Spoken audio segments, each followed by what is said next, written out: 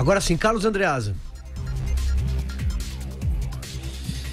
Olha, fazendo um pequeno histórico aqui, é preciso afirmar, lembrar, que ninguém votou no Jair Bolsonaro em outubro pela agenda de reformas econômicas. Isso é marginal no conjunto. Da mesma forma, sustento aqui essa posição, pouquíssimas entre as pessoas que estiveram ontem, domingo, nas ruas, o foram em função da reforma da Previdência, em defesa da reforma da Previdência.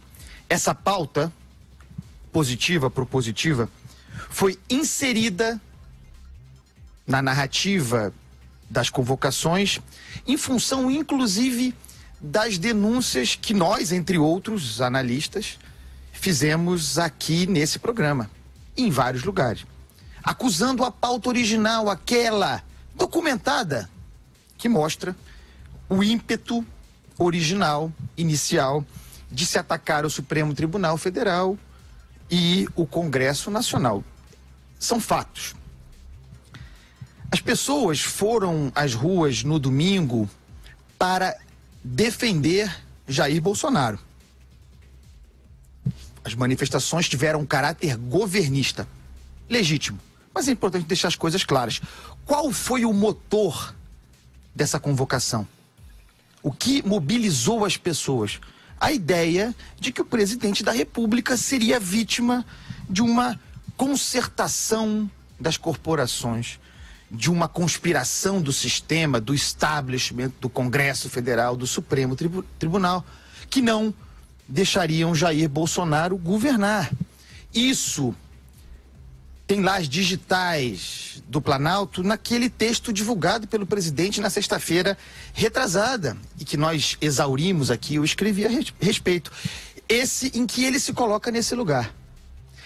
E aí eu quero fazer um parêntese, considerando o fato de que nós estamos aos breves 5 meses de um governo, para o fato de que Jair Bolsonaro foi eleito, entre outras coisas, como um líder forte, carismático forte, para resolver o problema.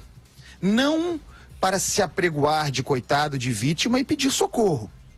Isso talvez sirva para um primeiro momento, mas em longo prazo, daqui por diante, e com isso eu quero fazer uma distinção.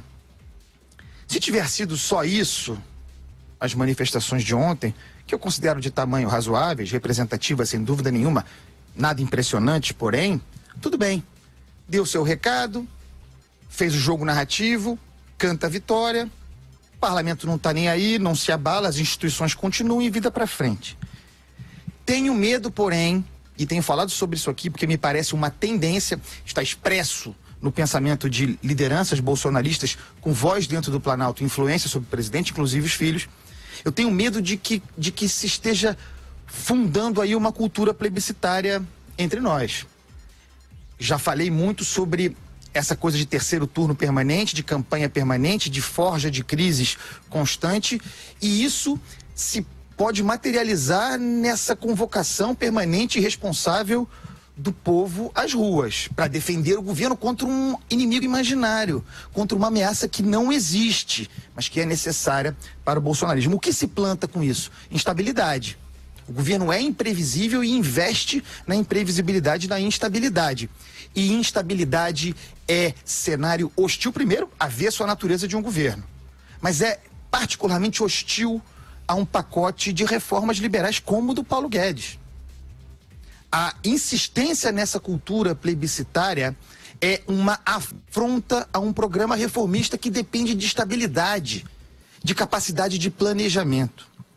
Em que, objetivamente, falando em termos políticos, esses atos como o de ontem, contribuem para a agenda de reformas do governo Jair Bolsonaro? Se ataca o Congresso Federal, um poder da República, de que o governo, goste-se ou não, na democracia representativa precisará, nós ainda não estamos no império bolsonarista, a revolução ainda não triunfou, o Congresso é necessário, sem o Congresso não há jogo. Pensando nessa pesquisa que foi divulgada hoje, para concluir, veja os números e veja o que eles indicam. Em fevereiro de 2019, a aprovação ótimo ou bom do Bolsonaro entre agentes do mercado, quem faz a roda do dinheiro girar, era de 86%, fevereiro de 2019. Em maio, caiu para 27%. A avaliação ótima e bom do parlamento, em fevereiro, era de 30%. Caiu para 15% e agora voltou a 32%. O curioso é o ruim ou péssimo de ambos. O de Bolsonaro, em fevereiro, era de 2%, ruim ou péssimo, entre os agentes do mercado. O mercado foi um grande fiador do bolsonarismo na figura do Paulo Guedes. Em maio, 23%. O parlamento foi tinha 21%, ruim ou péssimo, foi para 40% e recuou para 25%. O que eu quero dizer com a leitura desses números?